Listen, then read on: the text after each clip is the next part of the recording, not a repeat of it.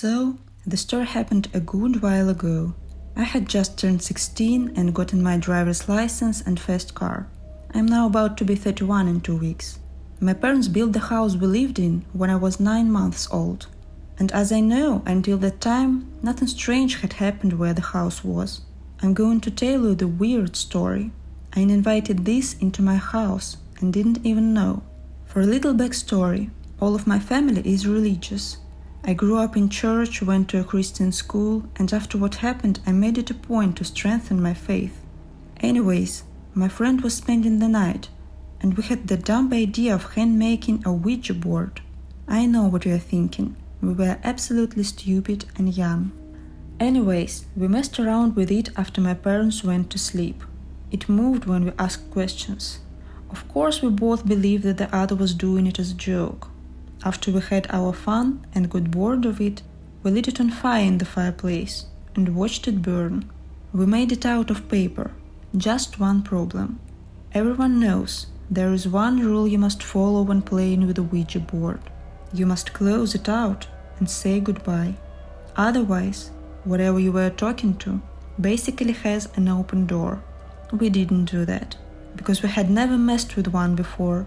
It wasn't until a few years later I found out this important information, and everything has become clear as to why everything I'm going to tell you happened.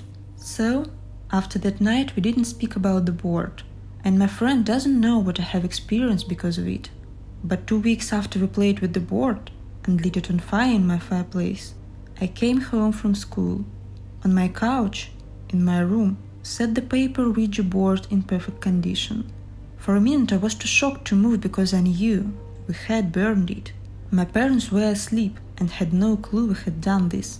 I thought that my friend had needed their help to get in the house to pull a prank like this, because my parents were super religious and they would have been mad and obviously grounded me, and certainly would have helped her mess with me. After about 20 minutes of just not moving, I tried to logically come up with an explanation. How it got there. I finally realized that there was no logical answer. As freaked out as I was, I took a deep breath and said a little prayer.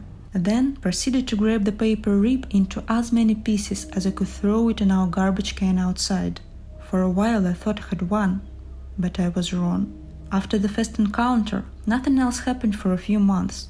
I didn't experience anything again until I changed schools. And I'm going to explain why, because I feel it's important to the story. As I stated before, I went to a Christian school. The school I transferred to was just a regular school, no religion. I think by changing schools and going from praying every day and constantly talking about my faith made me appear weaker to wherever I invited into my home. I went from constantly talking and practicing my faith to only doing it on Sundays. Back to the story. 1 month after I changed schools, I came home and was the only one there. I was always the last to leave and the first one to come home.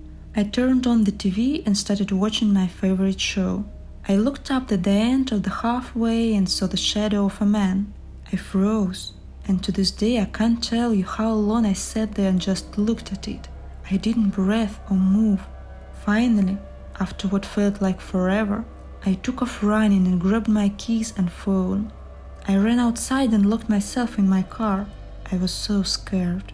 I jumped in the back passenger side, terrified. I wouldn't make it to the driver's door. Wherever it was, it would get to me first. I called my dad in absolutely tears, begging him to come home. Not sure why I didn't call the cops instead. I'm assuming because my dad was always me-to-go person when I was scared. So, in the heat of the moment, I called him. He raced home thinking someone had broken in. I had backed up in our driveway, so I could see all exits of our house.